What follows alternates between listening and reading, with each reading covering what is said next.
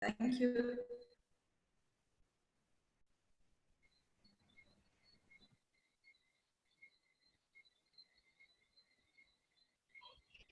Ok. Ah ben maintenant, je vois l'image. Vos micros, on va commencer.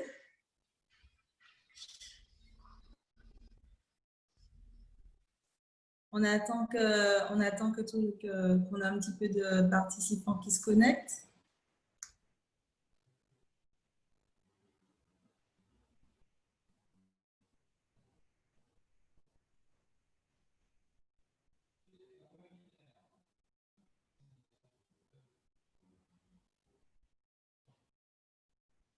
Ok. Bonsoir à tous et bienvenue sur notre troisième événement de notre série Demain nous appartient. Donc aujourd'hui, c'est à quoi ressemblera le citoyen de demain. À quoi ressemblera le citoyen de demain? Donc c'est une conférence organisée par l'OSCF dans le cadre du Sustainable Development Movement. Et donc, qu'est-ce que c'est le Sustainable Development Movement? C'est un grand événement qui sera organisé du 23 au 24 septembre. Donc, c'est un événement qui est virtuel. Donc, vous pouvez vous inscrire sur le site internet oscssdm.com. Et l'objectif de cet événement, c'est de mettre en valeur et de mettre en réseau des entrepreneurs, des porteurs de projets au sein de la Caraïbe qui s'impliquent dans le développement durable à tous les niveaux et sur tous les sujets. L'idée également, c'est de les mettre en relation avec des investisseurs potentiels et puis de favoriser les échanges d'idées, de bonnes pratiques qui peuvent être dupliquées sur tous les territoires. Et donc ce soir, on va discuter de à quoi ressemblera le citoyen de demain. Et donc on reçoit 5 citoyennes pour le coup, 5 intervenantes. Donc Gabrielle Mauvois, qui est consultante environnement chargée de projet chez Association Martinique Réserve de Biosphère. Nous recevons aussi Yasmina Elisabeth, qui est ingénieure environnement. Également, Lavinia Ruccini, qui est coordinatrice projet chez Dantille et d'ailleurs. Et puis, Axel Collangean, qui est experte consultante chez Alpha Kappa International, fondatrice de caribbeanbosslady.com. Bonsoir les filles, bonsoir à tous. Nous excusons Isabelle Gibelin qui devait être des nôtres mais qui malheureusement a eu un contretemps et ne pourra pas participer ce soir, mais nous avons une grosse pensée pour elle. Alors, citoyen du monde, citoyen contributif, citoyenne engagée, responsable, consciente, plus actrice que plaintive, plus acteur que plaintif, avons-nous tous le pouvoir d'agir et d'impacter le bien commun? Qui sont les citoyens, citoyennes de demain? Quelle démocratie pour demain? Comment organiser le vivre ensemble lorsque tout nous oppose? Génération, modèle économique et social, genre, moralité, sentiment d'appartenance, communauté, c'est de tout cela que nous allons discuter ce soir. Et donc, nous allons commencer avec Gabrielle Mauvois, qui est donc consultante en environnement et chargée de projet chez Association Martinique Réserve de Biosphère.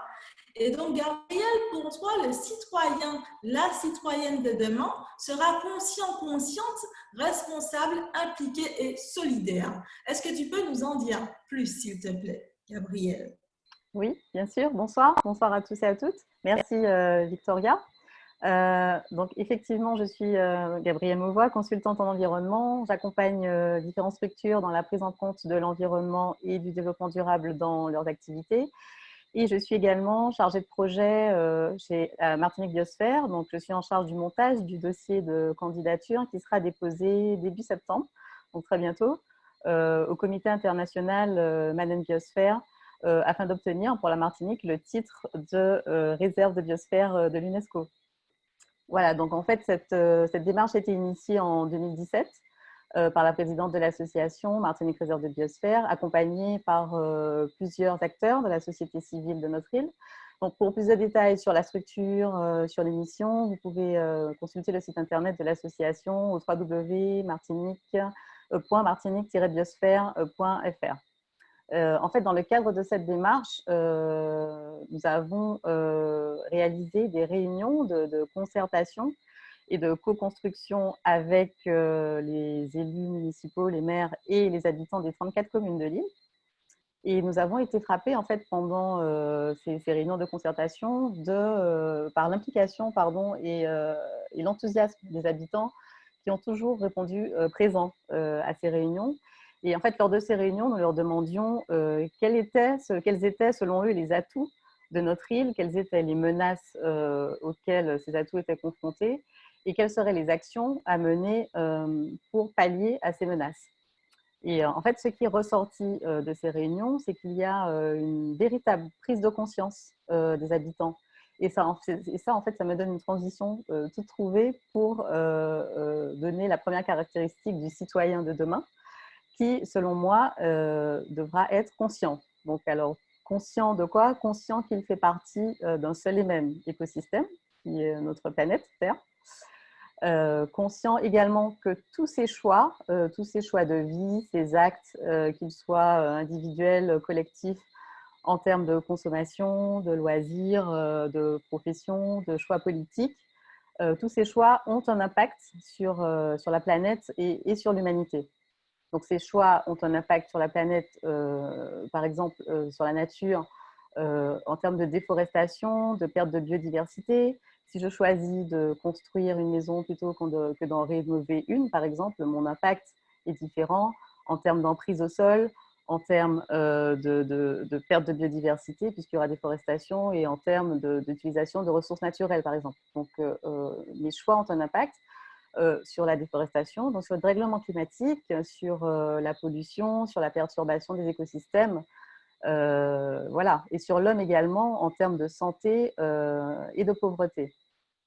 Donc, selon moi, en ayant conscience de tout ça, le citoyen de demain devra être responsable. C'est-à-dire qu'il prendra ses responsabilités face aux situations qu'il rencontrera au quotidien et il s'interrogera sur lui-même face à ces situations. Cette situation me dérange, moi, mais qu'est-ce que j'ai fait pour que ça change? Je vois des déchets sur la plage, qu'est-ce que j'ai fait pour que ça change? Donc, le citoyen de demain devra donc s'engager, selon moi, à acquérir les compétences, les connaissances, les attitudes et les valeurs nécessaires à la mise en application immédiate de ce changement. Donc, il devra participer à l'effort collectif, donc il sera impliqué, et il incitera également son entourage à agir pour préserver la planète et bâtir une société plus inclusive et plus résiliente. Par exemple, il s'impliquera dans des causes d'intérêt général au spectre plus ou moins large, selon ses moyens, selon son temps libre, ses sensibilités.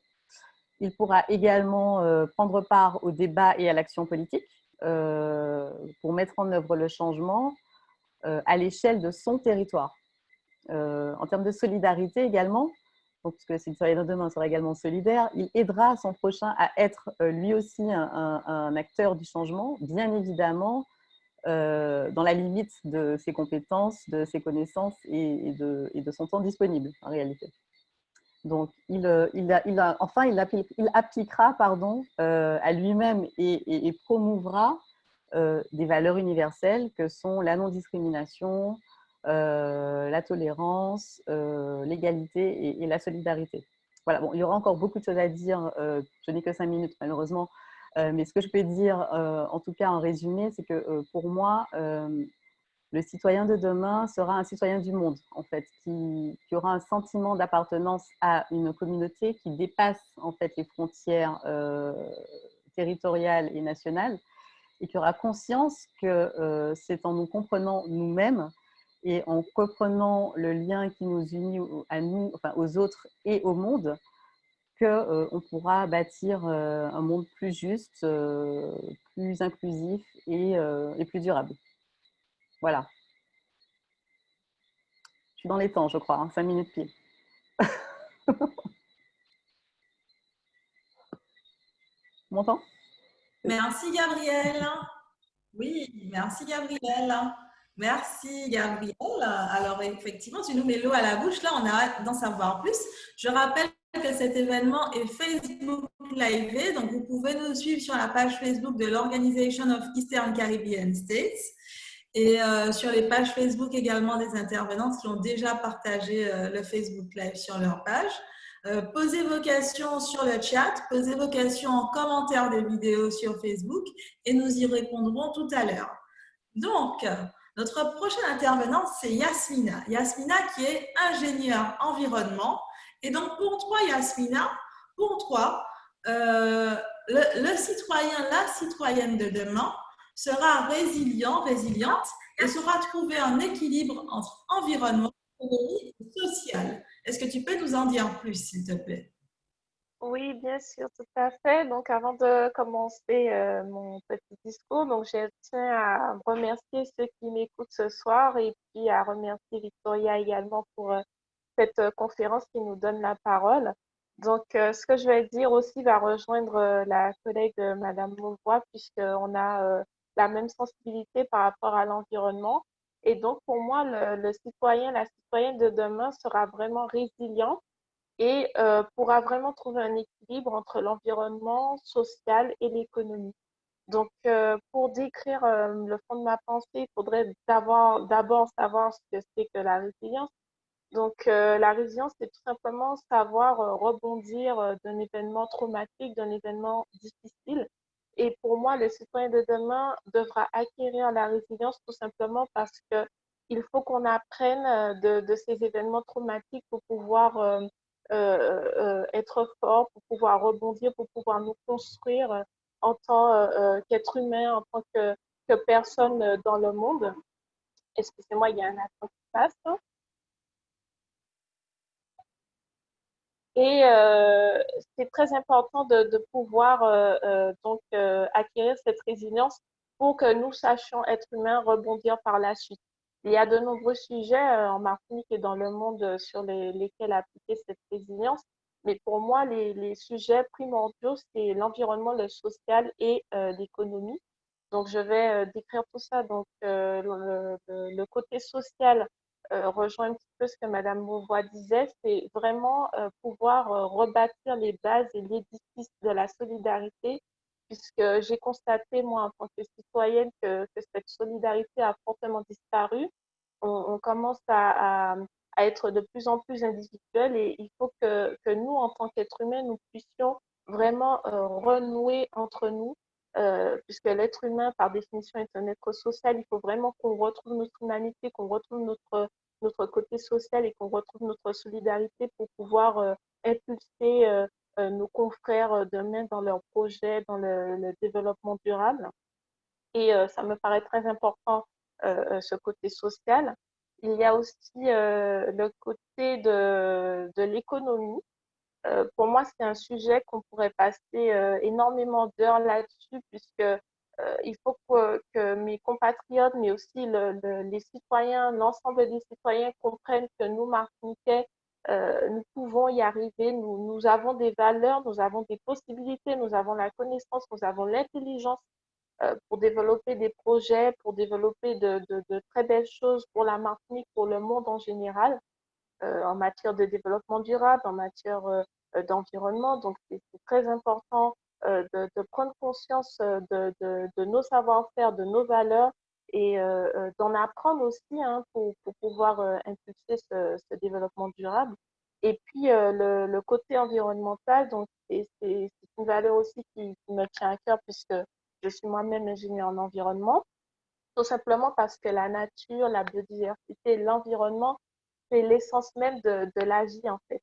Donc, nous, en tant qu'êtres humains, on est déjà dans un grand écosystème. Il faut absolument qu'on se rende compte que chaque personne, chaque être vivant a sa place et on ne peut pas détruire la nature, détruire l'environnement puisqu'on vit de ces ressources-là. Donc, il faut vraiment qu'on apprenne à mieux gérer ces ressources pour pouvoir mieux grandir demain. Donc, c'est vraiment un ensemble, la résilience, l'environnement, le social et bien sûr l'économie. Donc, impulser les compatriotes, les personnes qui développent de bons projets pour valoriser cette économie du monde, tout simplement, avoir de nouvelles valeurs, avoir de nouvelles façons aussi de consommer, nouvelles façons de faire, de respecter l'environnement. Donc, essentiellement, c'est ce tour-là que je souhaitais aborder ce soir avec vous. Et voilà, je vous remercie de votre écoute. Et je me ferai un plaisir également de répondre à vos questions s'il y en a. Et oui, profitez-en pour poser vos questions sur le chat et dans les commentaires sur Facebook. Allez-y, hein, c'est le moment. Posez toutes vos questions. Nous allons les traiter dans un second temps, tout à l'heure. Donc, allez-y, posez vos questions sur le chat. N'hésitez pas, lâchez-vous. Nos intervenantes sont là pour vous répondre. Et d'ailleurs, notre troisième intervenante, et pas des moindres, Lavinia Ruccini, coordinatrice projet chez Danti et d'ailleurs. Eh bien, Lavinia, tu en as des choses à dire sur la citoyenne, le citoyen de demain. Pour toi, la citoyenne de demain rime avec changemakers. Autrement dit, le changement se repose sur la capacité de chacun, chacune d'être force de proposition, de donner forme par la mise en place d'actions concrètes aux valeurs qu'il, elle, porte. La citoyenne, citoyen est acteur, actrice dans sa réalité, tout en gardant un lien fort avec le monde qui l'entoure sans hésiter. Alors, sans hésiter, Lavinia, dis-nous comment tu t'es construit cette vision et raconte-nous un petit peu tes actus en ce moment et comment, en fait, tu fais vivre la citoyenne de demain qui est en toi.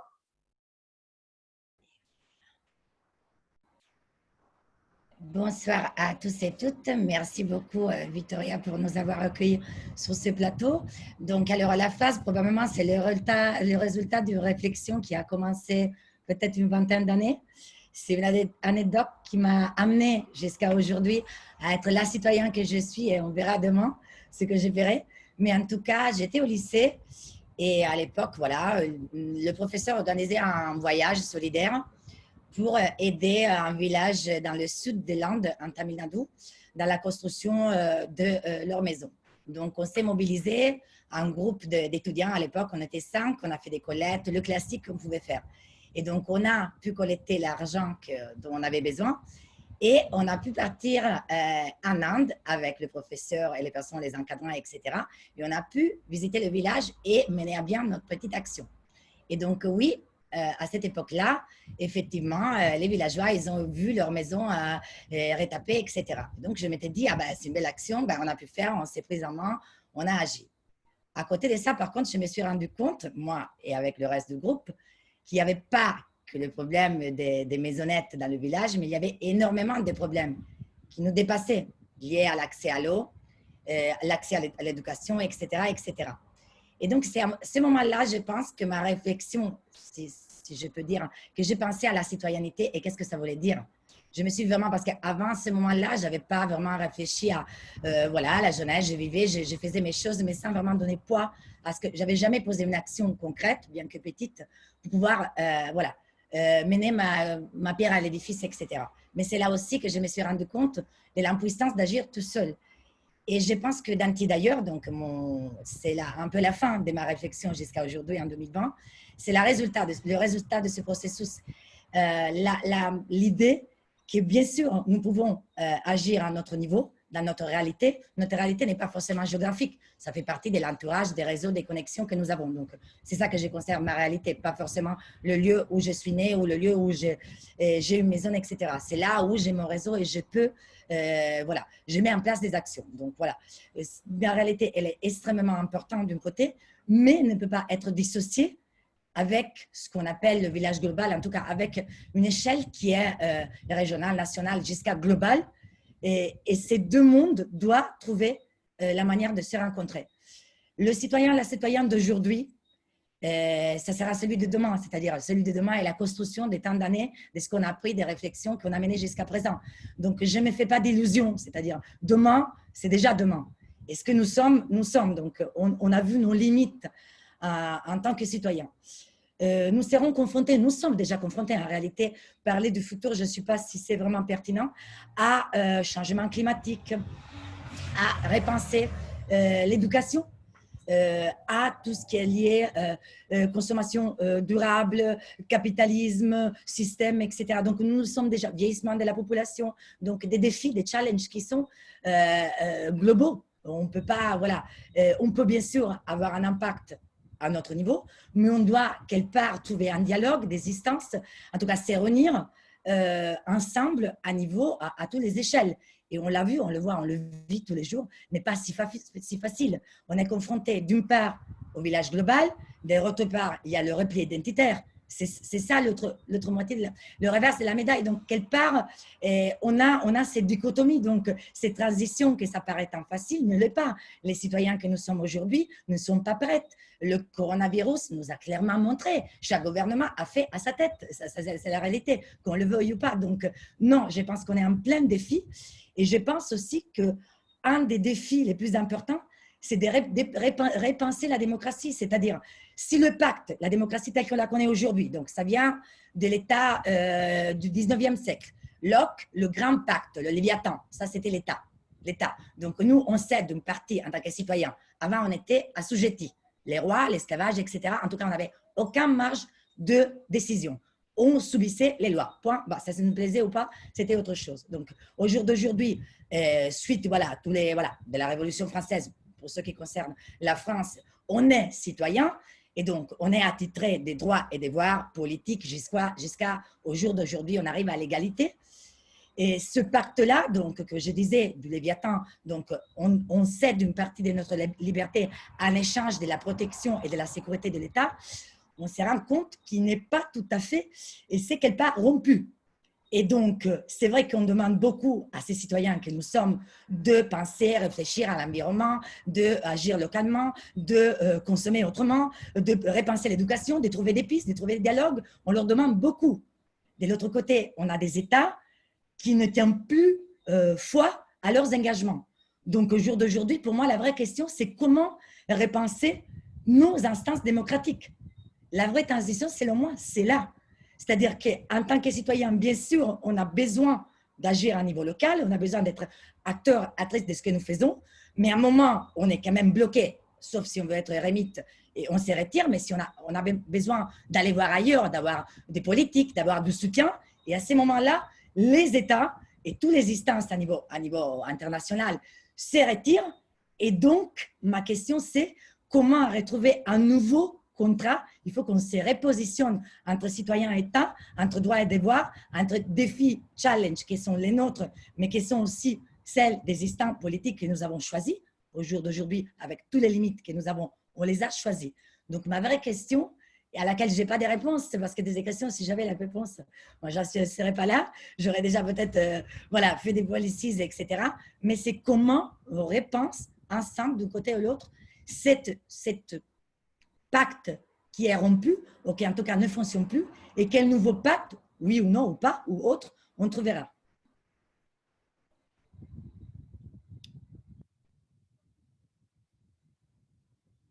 Merci Lavinia, merci beaucoup Lavinia, merci infiniment.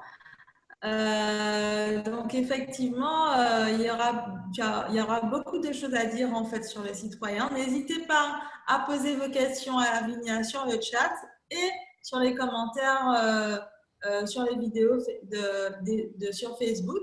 Et donc nous enchaînons avec Axel Collangean en direct de la Guadeloupe. Merci Axel de nous faire ce plaisir.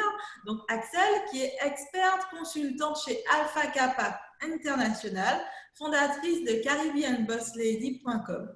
Et donc pour toi Axel, le citoyen de demain sera engagé et instaurera une démocratie plus inclusive. Alors Axel, on a vraiment hâte d'en savoir plus. Est-ce que tu peux nous en dire plus, s'il te plaît? Oui, bonsoir tout le monde, bonsoir Victoria. Vraiment, merci de nous accueillir toutes et tous aussi pour ce webinaire. Alors, c'est vrai, je dois déjà dire que cette idée de la citoyenneté, Elle me vient grâce à mon parcours atypique, puisque mon premier métier, c'est professeur de philosophie et de sciences politiques. Et je suis depuis une dizaine d'années consultante spécialisée en gestion de crise, mais aussi en économie de développement et en stratégie de communication politique et électorale. Et c'est vrai qu'en ce moment, on accompagne notamment des organisations telles que l'ONU Femmes dans des projets de formation pour les femmes candidates aux élections électorales pour la première fois. Et on fournit également à certaines organisations et collectivités et entreprises également des solutions genrées et intersectionnelles. Et c'est vrai qu'avec Caribbean Boss Lady, ce qu'on a essayé de faire, c'est de pouvoir justement encourager les femmes guadeloupéennes et caribéennes en général à affirmer leur leadership et à s'autonomiser financièrement. C'est très, très important. Et s'autonomiser financièrement, ça passe justement par une série de politiques publiques qui doivent être implantées, qui doivent être encouragées pour pouvoir justement encourager l'autonomisation des femmes, mais aussi l'entrepreneuriat féminin. Et c'est pour ça que l'année dernière, nous avons lancé Caribbean Boss Lady, la campagne « Elle s'engage » pour encourager les femmes caribéennes à s'engager en politique, les jeunes femmes en particulier, puisque nous sommes les premières touchées par la faiblesse ou l'absence de politique publique. Et c'est vrai qu'avec un sommet pareil qu'organise l'OECS, il faut déjà partir de la définition même du développement durable. Ça, c'est un réflexe de professeur, donc on revient toujours aux définitions, c'est important. Le développement durable, c'est quoi? Alors, j'ai trouvé une formidable citation d'une ancienne première ministre norvégienne en 1987 qui disait que le développement durable, je cite, est un développement qui répond aux besoins du présent sans compromettre la capacité des générations futures à répondre aux leurs. Fin de citation. Et j'ai adoré tout à l'heure la réflexion de Lavinia, justement, concernant la temporalité. C'est une question hautement philosophique. L'essence même du présent, c'est que lorsqu'on en parle, eh bien, il est déjà passé et on est déjà dans le futur. Et c'est pourquoi, justement, pour pouvoir donner du pouvoir aux citoyens, eh bien, la question de l'éducation et de l'émancipation financière, elle est centrale. Elle est véritablement centrale, d'autant plus que la citoyenneté, elle est consubstantielle, elle est inhérente justement à un régime politique qui est la démocratie. Et on l'oublie trop souvent, la qualité de citoyen, elle s'obtient dans la démocratie. Il faut que la démocratie puisse fonctionner. Et là encore, il faut revenir à l'étymologie des mots. La démocratie, c'est quoi? C'est le pouvoir du peuple, par le peuple. Et là encore, merci Lavinia de ce retour justement à ce formidable chef-d'œuvre de sciences politiques qui est le Léviathan de Thomas Hobbes. C'est un acte fondateur. Le Léviathan, c'est quoi? Alors, je n'ai pas prévu de vous parler de ça, mais Lavinia, merci. Le Léviathan, dans la Bible et dans certaines mythologies très anciennes, c'est un monstre en fait qui avale tout le monde, tout ce qu'il trouve sur son passage. Et Léviathan, il file et Hobbes, il file la métaphore du Léviathan pour dire quoi? En fait, il considère que l'État, c'est un Léviathan. Mais sur la première édition du livre Le Léviathan, il y a un formidable dessin qui vous montre que l'État, en fait, ou le gouvernement, eh bien, c'est une espèce de souverain, mais qui est constitué de plusieurs milliers, voire millions de personnes, de citoyens, justement. Et c'est ça, juste, qu'on oublie trop souvent. C'est que l'État, le gouvernement, les instances qui nous gouvernent sont justement des émanations du peuple. Nous leur donnons mandat pour pouvoir nous représenter, pour pouvoir justement œuvrer à l'intérêt général. Et c'est pourquoi je crois, tout comme Lavinia, qu'il nous faut penser, qu'il nous faut repenser un nouveau pacte social, une nouvelle république. Et cette nouvelle république, ce nouveau pacte social ne peut passer que par l'inclusion des citoyens. Et l'inclusion des citoyens aujourd'hui s'exprime comment? Eh bien, l'inclusion des citoyens aujourd'hui s'exprime quand les pouvoirs publics arrivent à leurs limites. J'en veux pour cela 2 exemples. Quand j'étais directrice de cabinet à la mairie de Saint-François en Guadeloupe, eh bien, lorsque nous avons dû faire face à l'invasion des sargasses et que la collectivité n'avait pas les moyens financiers et que l'État, justement, ne voulait pas ou ne pouvait pas mettre à temps les moyens financiers, nous avons pu compter sur une association, Stop aux sargasses, une association de citoyens, justement, qui ont posé un barrage barrage en pleine mer, un barrage flottant. Et ça a permis que la marina de Saint-François ne soit pas envahie par des sargasses. De même aussi, j'ai eu sur Facebook Jean-Philippe Ardenois, à qui je fais un petit coucou, qui nous a signalé une superbe initiative, l'application coupure au pluriel .info, qui permet de signaler là où il y a des coupures d'eau. Parce que vous savez qu'en Guadeloupe, on a un vrai problème au niveau du réseau d'eau. Donc, tout ça pour vous dire qu'au final, il ne peut pas y avoir de développement durable si le citoyen ne s'engage pas, si le citoyen ne se rappelle pas que son essence première, c'est justement d'avoir le pouvoir et de pouvoir faire bouger les choses. Et ça va de pair avec la démocratie. Et bien évidemment, pour mon engagement féministe et intersectionnel, il ne peut pas y avoir de démocratie durable si les femmes ne sont pas impliquées. Et d'où encore une fois la nécessité de l'éducation et aussi de l'autonomisation financière des femmes qui, à mon avis, passe par l'engagement politique et économique de ces femmes. Mais c'est vrai que c'est un débat qui est très long et j'espère qu'on pourra en discuter durant la session questions-réponses.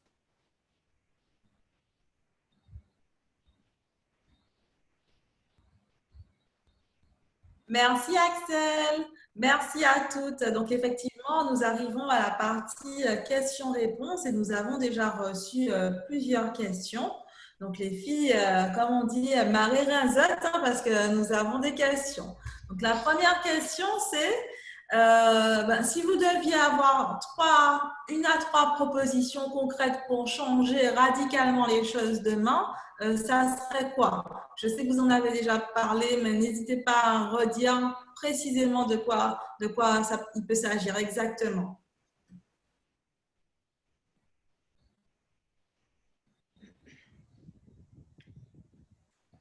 Alors, du coup, moi, je veux bien commencer.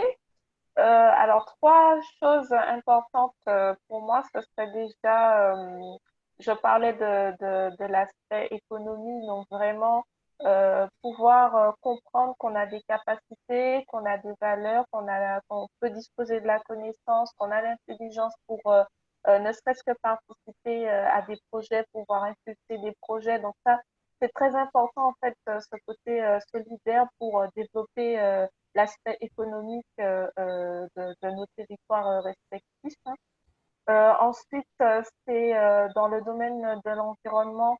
Pour moi, c'est très important aussi d'avoir conscience de notre situation en tant qu'être humain dans ce monde. Donc, vraiment prendre conscience que il y a des êtres vivants parmi la nature autre que nous et qu'il faudrait aussi les protéger parce que chaque être vivant est nécessaire au bon développement des ressources naturelles et aussi à la vie, tout simplement. Et puis, la troisième action que je dirais serait vraiment de pouvoir prendre conscience de notre nous, tout simplement, parce que c'est vrai que avec tout ce que les collègues ont parlé justement de ce qui se passe même en Martinique, c'est vrai qu'il y a une vraie conscience, une vraie éducation à mener. Et je pense qu'effectivement, c'est un pilier qu'il faudrait vraiment en parler, voir avec les femmes, avec les hommes, comme disait la collègue juste avant. Donc, elle va probablement en dire plus, mais effectivement, ce serait quelque chose à valoriser. Voilà pour moi.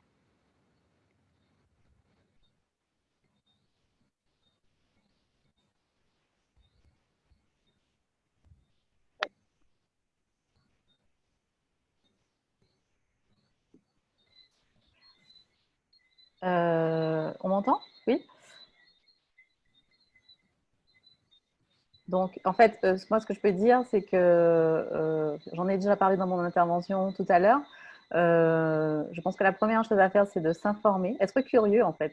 Parce que généralement, c'est de l'ignorance que viennent les plus grandes erreurs. Donc, s'informer quand on a un projet sur l'impact que peut avoir ce projet sur la nature, ça, c'est la première chose.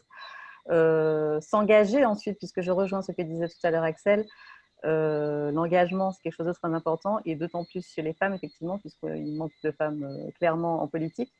Donc, ne pas hésiter à s'engager pour mettre en œuvre le changement à son échelle, à l'échelle de son territoire tout d'abord, et puis à une échelle plus large s'il le faut par la suite. Voilà, et puis ne pas hésiter également à s'impliquer dans des causes d'intérêt général en ce qui concerne ce à quoi on est sensible. Il y a des associations, comme vous l'avez dit tout à l'heure, qui mettent en œuvre des projets extrêmement intéressants. Donc, ne pas hésiter à s'engager avec ces associations-là pour être soi-même acteur du changement. Voilà.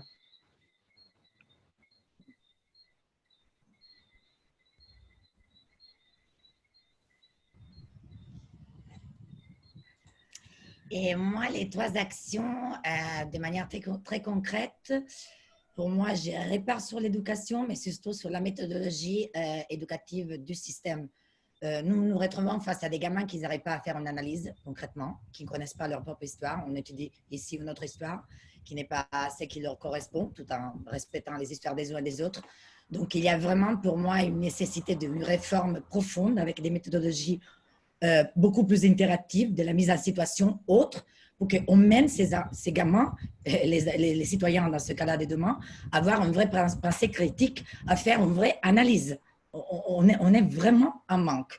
Et deuxième action, ça relève aussi de bon, voilà, ça c'est un peu la profession, aller voir ailleurs. On a besoin, nous tous et toutes, d'aller voir ailleurs, d'aller voir comment on fait ailleurs. Il y a des millions de manières de faire. C'est pas mieux ou pire, c'est pas un jugement qu'on donne, mais la même chose, comme le même plat, on peut le cuisiner de millions de manières différentes. On a besoin de s'imprégner, de s'inspirer, d'échanger avec l'autre avec voilà, une majuscule devant.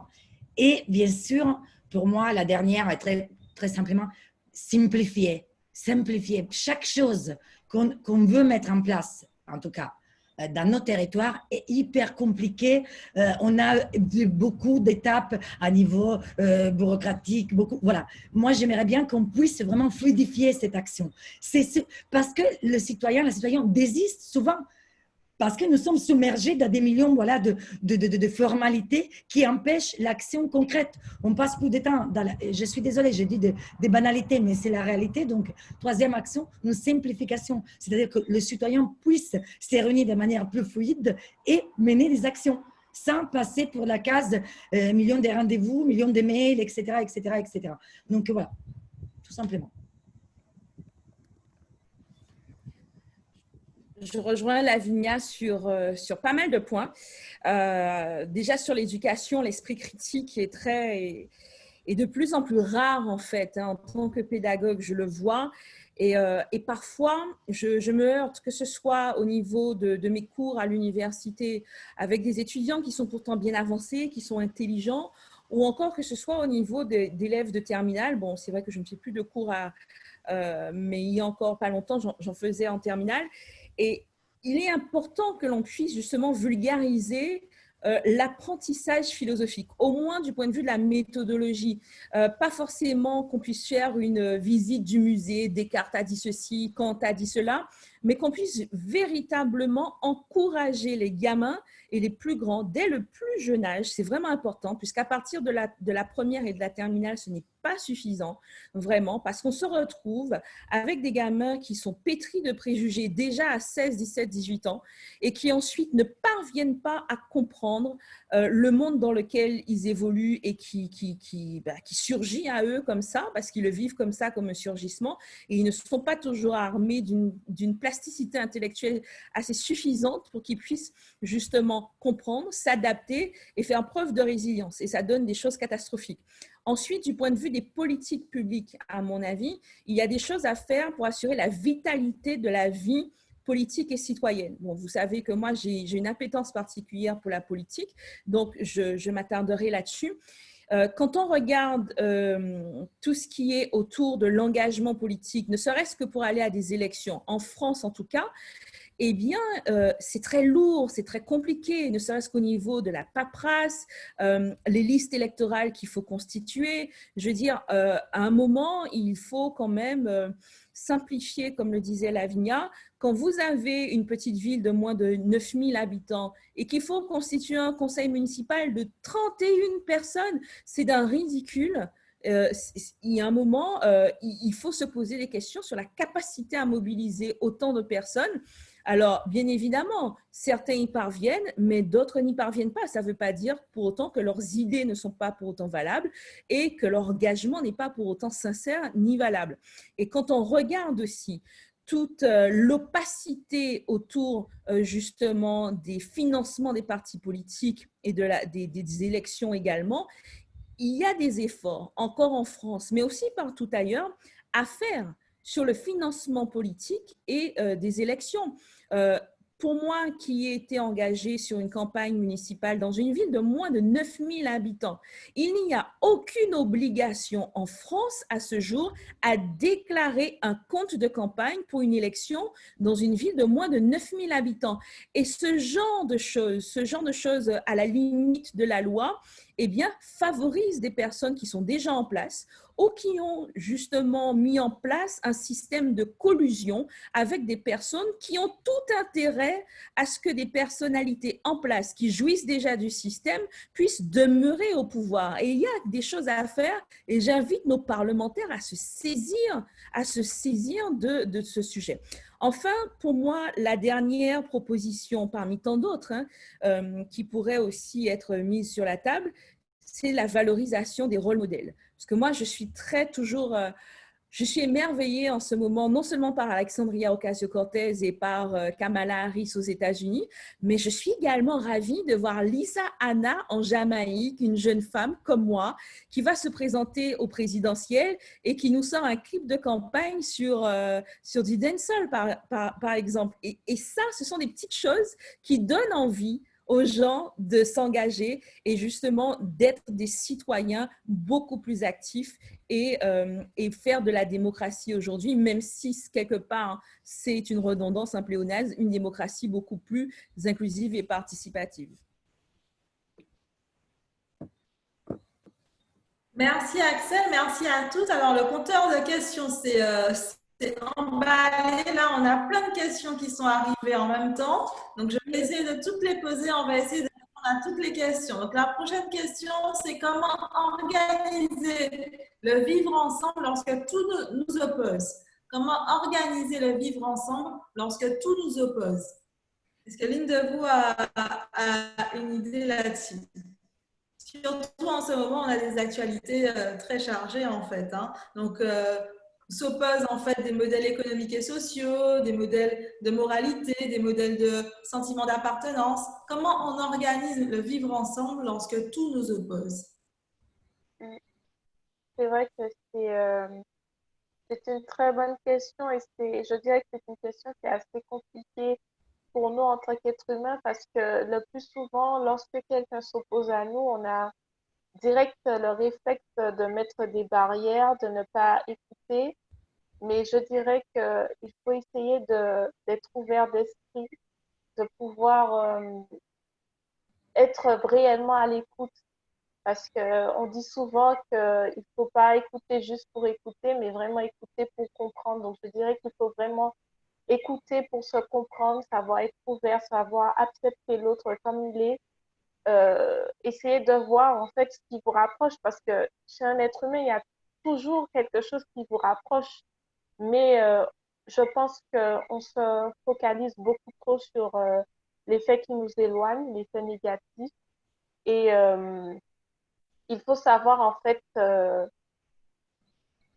construire en fait, je dirais, certes avec des personnes qui nous ressemblent, mais il faut apprendre à s'ouvrir aux autres, je dirais. C'est ce qui me vient en premier lieu. Mais c'est difficile, j'avoue, parce que même moi.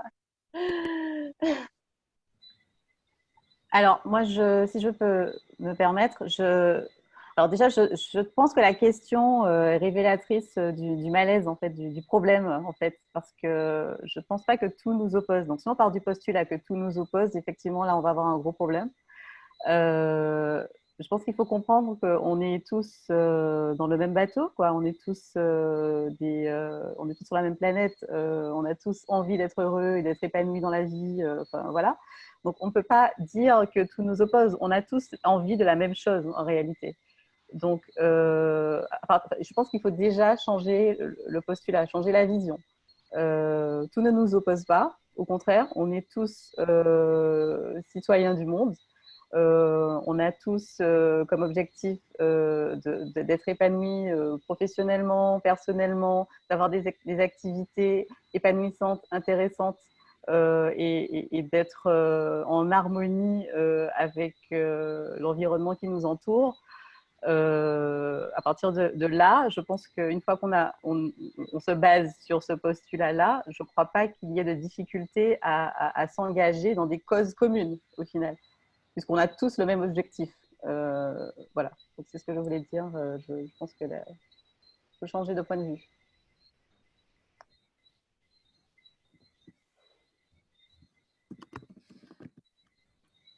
Alors, c'est Aristote qui disait que l'homme est un animal politique.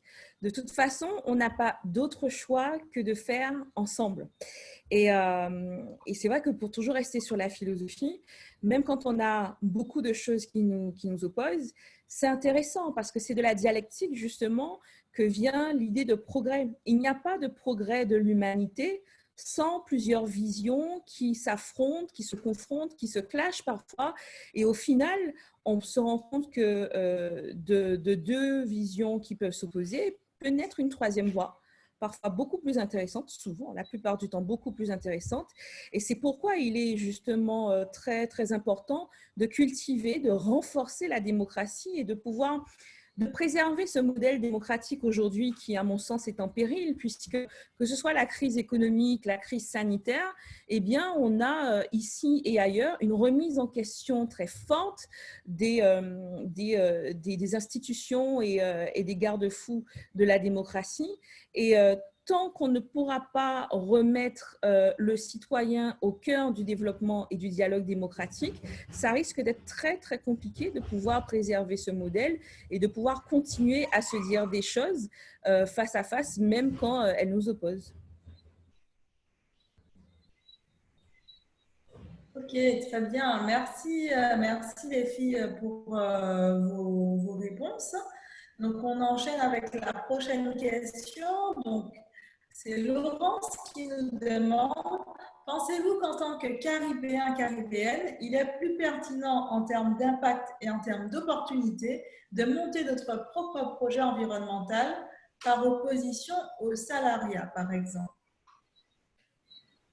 Donc, je pense que Laurence propose peut-être s'interroge sur de nouveaux modèles d'organisation, en fait.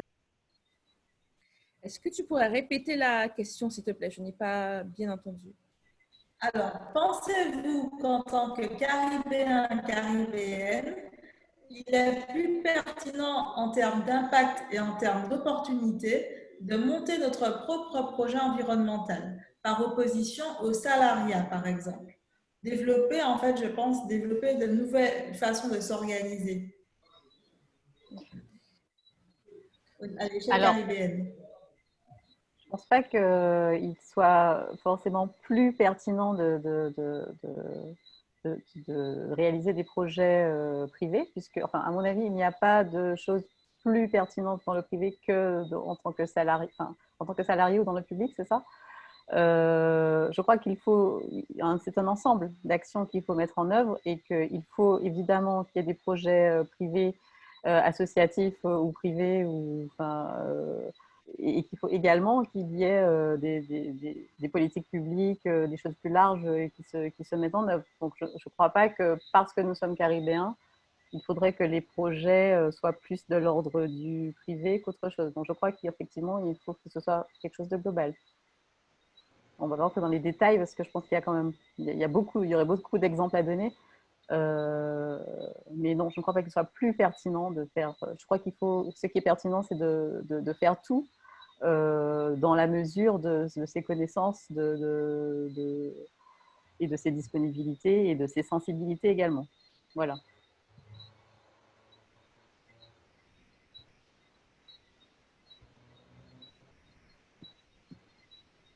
Ok, merci Gabriel. Donc, nous avons une autre question. De quel demain parle-t-on? Le demain immédiat ou demain lointain? De quel demain s'agit-il? À quelle échéance vous projetez-vous dans vos réponses sur à quoi ressemblera la citoyenne de demain? De quel demain s'agit-il? Immédiat ou plutôt lointain? La question de la temporalité, comme on disait tout à l'heure, c'est une grande question philosophique et Lavinia faisait référence à ça. Aujourd'hui, c'est déjà demain. Dès qu'on parle du présent, il est déjà parti et on est déjà dans le futur. Donc, en vrai, ce qu'il faut faire, c'est de notre mieux au quotidien, au jour le jour, puisque le futur, nous le construisons à l'instant T à chaque fois. Très bien, merci Axel. J'ai répondu sur ce que disait Axel, c'est-à-dire qu'on a toujours tendance à parler de demain comme si c'était on ne sait pas quoi. Et les citoyens, mais les citoyens, c'est nous, c'est nos enfants, les personnes qu'on va grandir, c'est-à-dire c'est très lié à nous. Sinon, ça paraît quelqu'un d'externe, voilà, cette entité qui ne nous appartient pas. Non, nous le sommes. Et je reviens aussi un peu sur ce qui a été dit auparavant, comment mieux vivre ensemble. Si on ne sait pas qui nous sommes, on ne sait pas où on va, et encore moins si on pourra vivre ensemble. Et au jour d'aujourd'hui, on est confronté quand même à des dichotomies. On a quand même des pays assez importants, tels que les États-Unis ou le Brésil, qui ont clairement fait un choix. Jusqu'à présent, on verra les prochaines élections bientôt, mais en tout cas, qui est vraiment un repli identitaire. Donc, la volonté de non vivre ensemble. Quand un État qui était quand même mené à avoir une certaine politique, une vision pour le monde, parce que c'était comme ça, il te dit American First, clairement, et replié sur lui-même. Et comme ça, les citoyens. Donc, et c'est vrai aussi on le voit à la Martinique comme ailleurs, surtout quand on parle d'identité, etc., on a du mal dans un petit espace à vivre ensemble. On peut être hypocrite et dire que tout va bien, ou on peut dire qu'il y a quand même des difficultés liées à toute une histoire qui est présente, etc. Donc, c'est vrai aussi que pour moi, c'est important aussi de faire ce travail, d'une part, de résilience, mais aussi d'analyse de notre propre histoire pour se positionner déjà avec nous-mêmes et par la suite, une fois qu'on est un peu plus sûr de nous-mêmes, d'où on vient, d'où on va, essayer de se remettre ensemble. Pour moi, c'est une notion assez importante. Sinon, voilà, et clairement, on a des sociétés qui sont multiculturelles, c'est-à-dire chaque communauté, voilà, bien entre elles, mais il n'y a pas de ponts avec les autres. Est-ce qu'on est en train de voir, hein, notamment en temps de crise, la solidarité, si c'est se mettre sur les balcons à faire des applaudissements, c'est une chose, mais concrètement, par la suite, c'est pas tout à fait ça. Au contraire, on a plutôt des tensions. C'est ce qu'on est en train de voir. Donc, moi, voilà, c'est nous, hein. Le demain, c'est nous, hein. C'est ce qu'on est en train de dire aujourd'hui, c'est déjà demain. Donc, voilà. Merci Lavinia. Alors, une autre question qui est posée à Gabriel spécifiquement. Gabriel, il s'agit d'une question qui concerne le projet Martinique Réserve de Biosphère. Comment faire pour que ça dépasse le stade de projet et de candidature et que ça s'inscrive dans notre culture, dans notre quotidien? En fait, comment faire pour que les citoyens s'emparent de ce projet?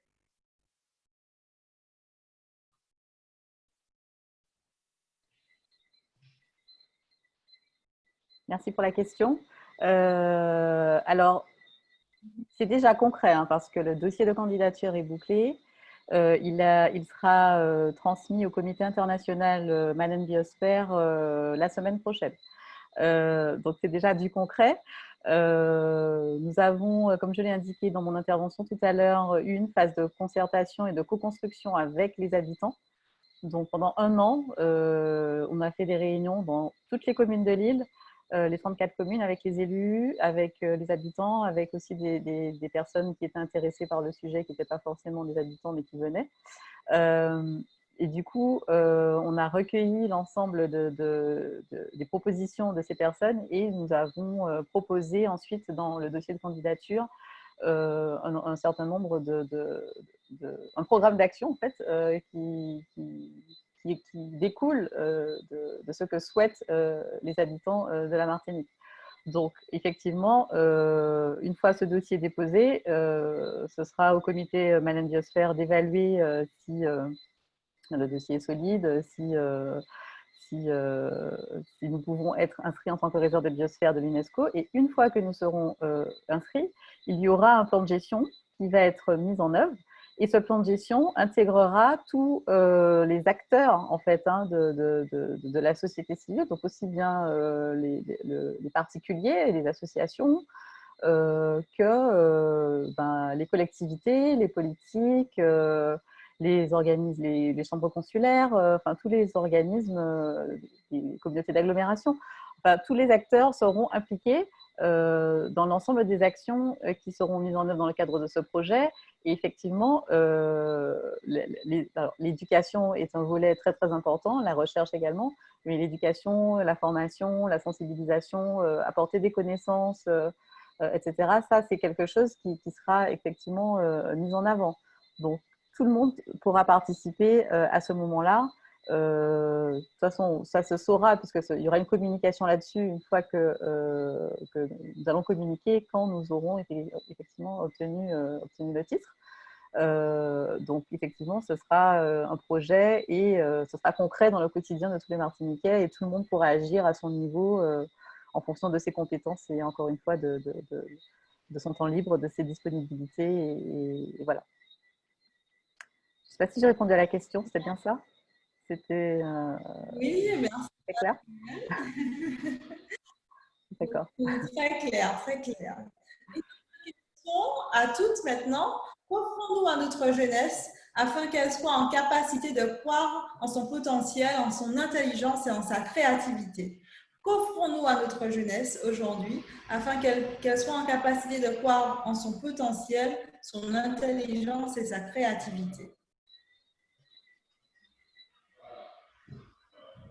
Alors, moi, j'ai envie de dire qu'encore une fois, il faut pas, je pense qu'il faut changer le sens de la question. C'est-à-dire que la jeunesse ne doit pas attendre qu'on lui offre quelque chose pour croire en son potentiel et en sa créativité. Pour moi, chaque personne doit réaliser son potentiel et sa créativité sans qu'on lui offre forcément quelque chose. Chacun se connaît, chacun connaît ses capacités, ses talents, etc. Quand on a des talents, quand on a des idées, quand on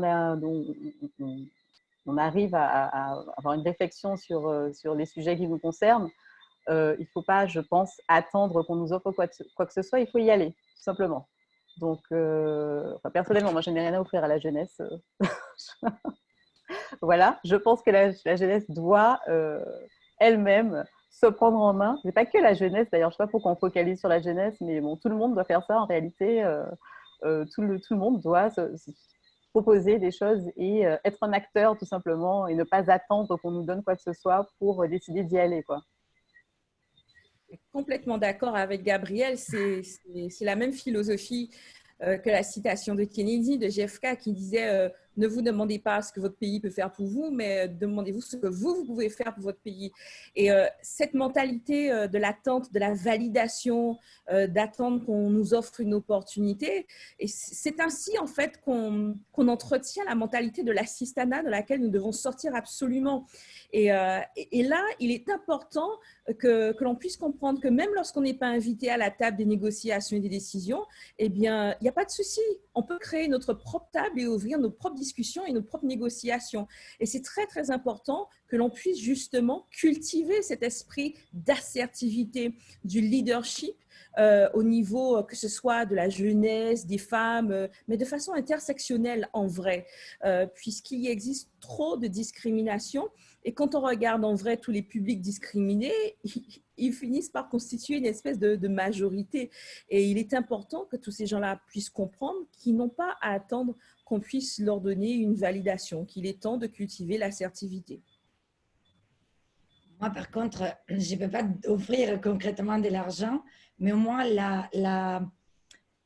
j'aimerais bien leur dire que le fait d'accepter qu'ils soient différents de nous, de leur laisser vraiment la place et pas dire de leur laisser la place. Parce que souvent, on a quand même, oui, c'est-à-dire, on a quand même la tendance à dire ils ont la possibilité de faire ci, ça et cela. Mais finalement, il veut que ce soit fait à notre manière.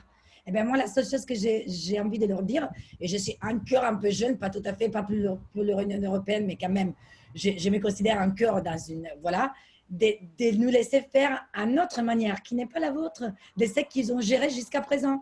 Et ça, on le voit rarement. Donc, de les accepter, accepter leur diversité, qu'ils puissent s'affirmer comme ils sont, et c'est très différent de comment on a fait jusqu'à présent, eh bien, c'est tant mieux.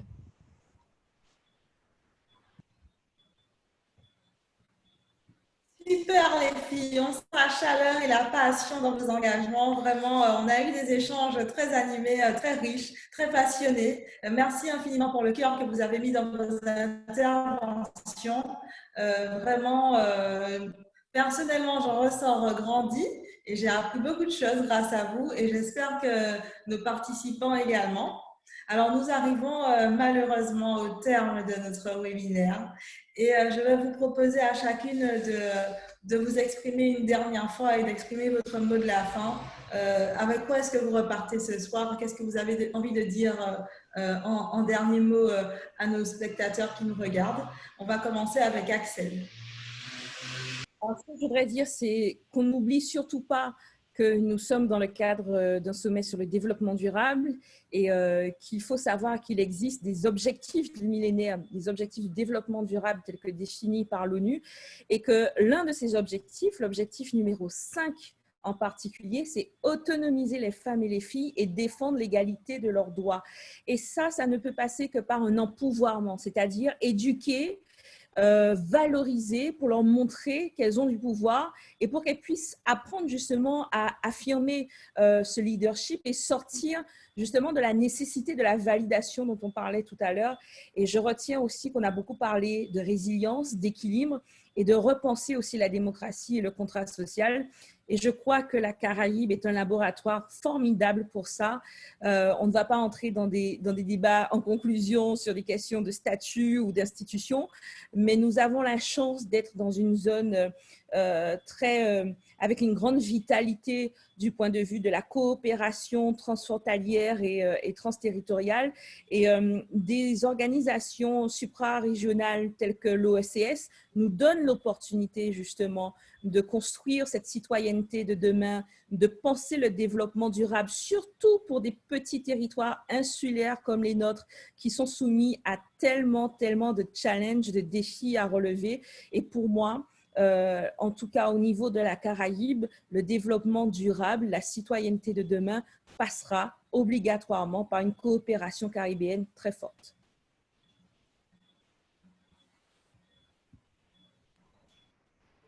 Merci Axel, merci beaucoup. Alors, tu me donnes l'opportunité de rappeler qu'effectivement, nous sommes à un webinaire qui est organisé par l'OECS dans le cadre du Sustainable Development Movement qui aura lieu du 23 au 24 septembre.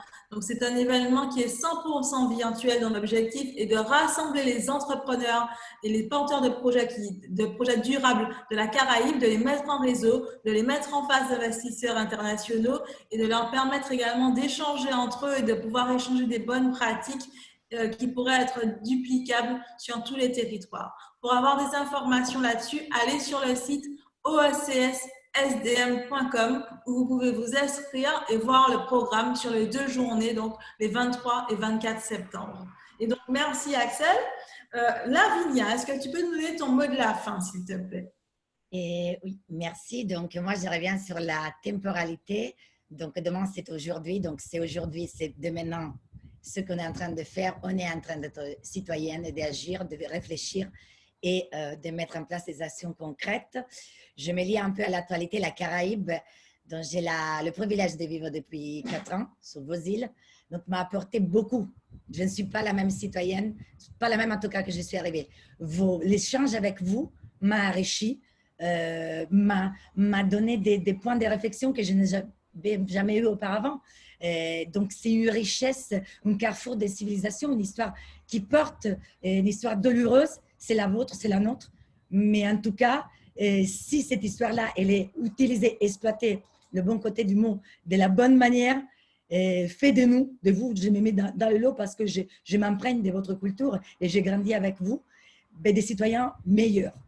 Et je me réfère également à la résilience, cette notion de résilience, très importante, notamment dans ces territoires qui ont 4 siècles de résilience, si je ne me trompe pas, donc peuvent mener à des actions portées par des citoyens qui ont un vrai impact à niveau de la Martinique, de la Guadeloupe, de la Guyane, mais également qui peuvent impacter d'autres îles, la coopération caribéenne, peuvent avoir ampleur ailleurs. Donc l'idée, c'est vraiment des pas, c'est laisser dire rien ne changera, on a toujours fait comme ça, mais de toute manière, voilà, mais de mettre vraiment, mener, porter sa pierre à l'édifice. Merci Lavinia, merci beaucoup, merci infiniment. Yasmina, est-ce que tu peux nous donner ton mot de la fin, s'il te plaît? Oui, merci. Alors, merci à tous de m'avoir écouté. Et puis, pour moi, les mots de la fin seront vraiment de prenez conscience de votre force, de votre culture, de votre histoire, de vos origines, de vos capacités, de votre intelligence pour construire le monde de demain. Ayez confiance en vous, ayez confiance en nous en tant que citoyens, en tant que Martiniquais, en tant que tous les Dom-Tomiens, en tant que peu importe de votre nationalité, mais ayez conscience de l'ensemble de ce qui vous constitue, de votre personnalité et n'ayez pas peur surtout de vous engager dans la voie de développement durable de l'environnement, mais aussi de vous en tant qu'être humain. Voilà. Ah là là, Yasmina, merci en fait pour ce message d'optimisme, vraiment. Merci. Je rappelle que tu es la Benjamine de notre quatuor ce soir, Eh oui, 25 ans.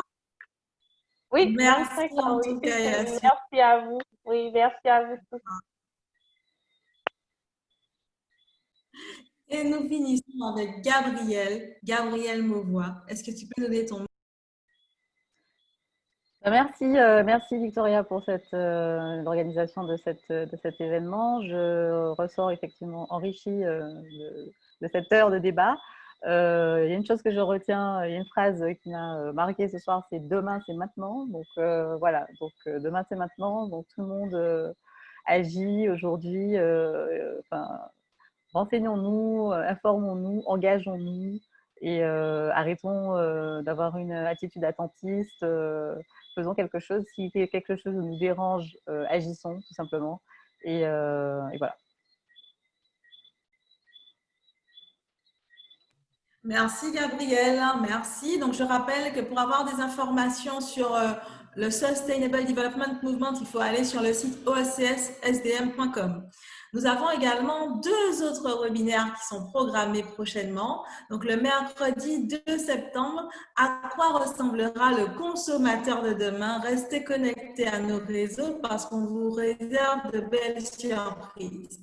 Et puis, le mercredi 9 septembre, à quoi ressemblera la Caraïbe de demain? Et là aussi, indéniablement, nous aurons des intervenants d'une excellente qualité.